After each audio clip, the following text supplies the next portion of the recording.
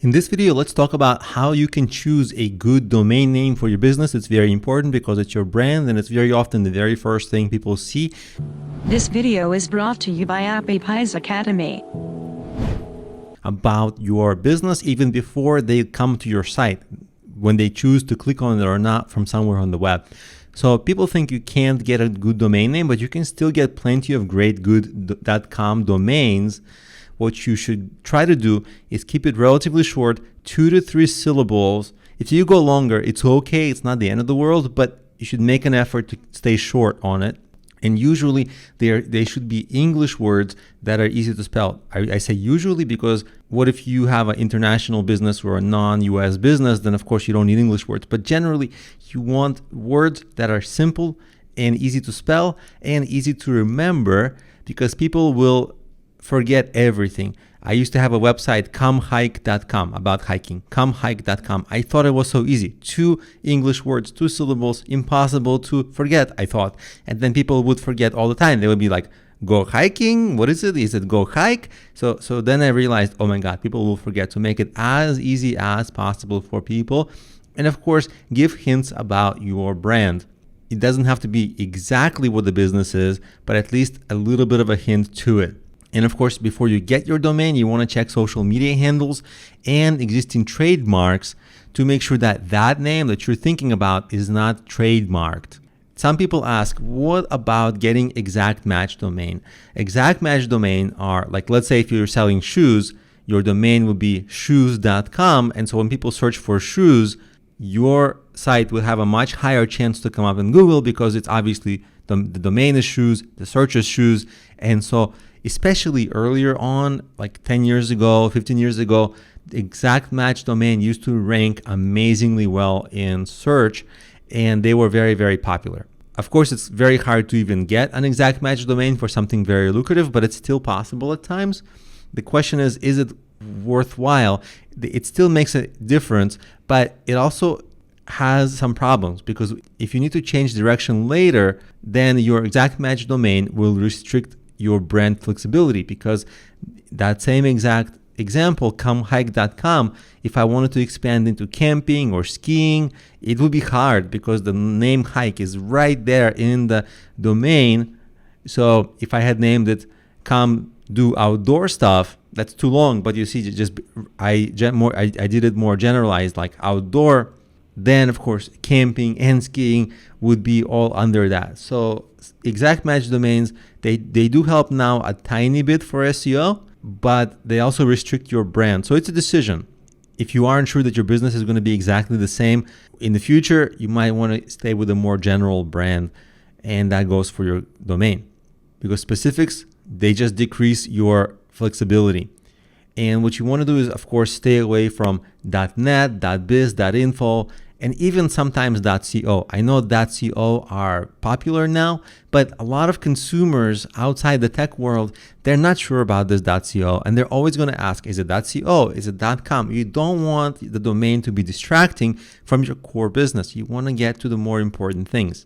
And one caveat is country-specific domains are okay. So in France, it would be .fr. In UK, it would be .co.uk. There are far more domain names available with those extensions than .com. So it's easier to get a great domain. Of course, that's only if you're doing a business in France or in UK. If you're doing a US-based business, don't make sense anymore. Now let's talk about what not to do. Don't put numbers in your domain. Don't put hyphens like this example, XYZ -ABC. Hyphens are just weird. Don't violate trademarks. This would be a trademark violation, and Facebook would come after you, like facebooker.com is an example, right? It's I'm sure you can't get that domain anyway, but if you could, don't. So you always want to check if you're infringing on existing trademarks.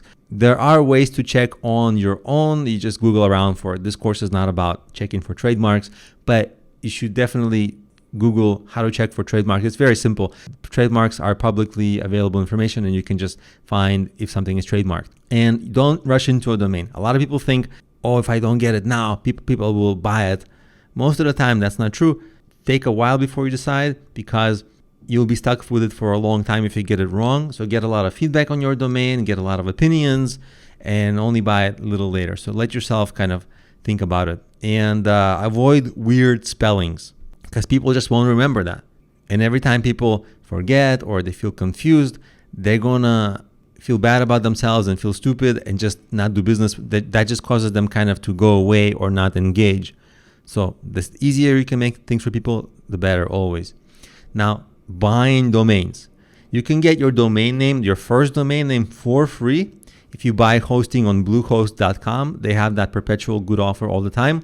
Or you can get a very cheap domain on GoDaddy.com. If you Google for like GoDaddy discount coupons, there's a ton of active coupons, so you can get a discounted domain name for $1 or $2 or something like that.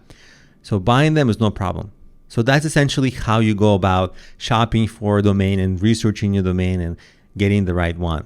Now, I'm actually on GoDaddy.com, and I'll show you how I would look for a domain. There are many, many better places where you can look for a domain and domain suggesters, but they're a little bit outside of the scope of complexity of this video. This is just a beginner introduction. So what you would do is, like, let's say you have some idea for a business. Maybe it's a coaching business. So you would do strongcoaching.com. You would literally type that in here, and they would tell you if it's available.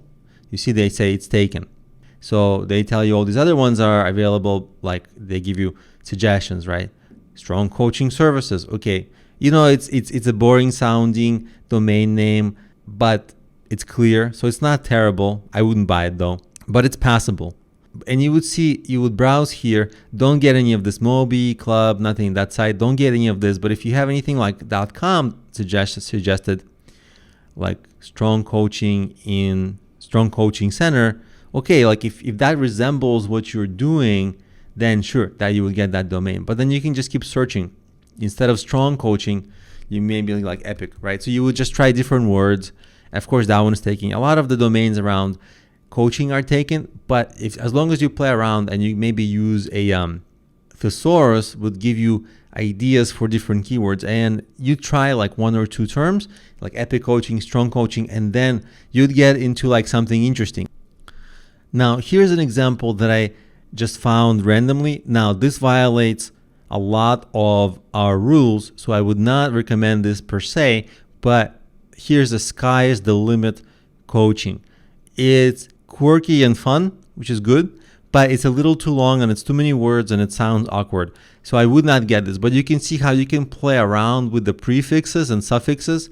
You can take out the sky is the limit, and you can say dream coaching. Of course, this will be taken, but you will just play around, and you would always keep trying, and eventually you'll stumble into some interesting domain names. This is a process that takes time, but over time, maybe days. Keep playing around, keep thinking, keep being creative. So even as I'm thinking, I thought of like, oh, Better You Coaching, and I typed it in here and it was taken, but still it's an idea. So keep getting these ideas, and eventually you'll stumble into clusters of terms around which domains are not taken, and then as long as they fit the rules we outlined, you can grab one and they will represent your brand well, and they'll be professional.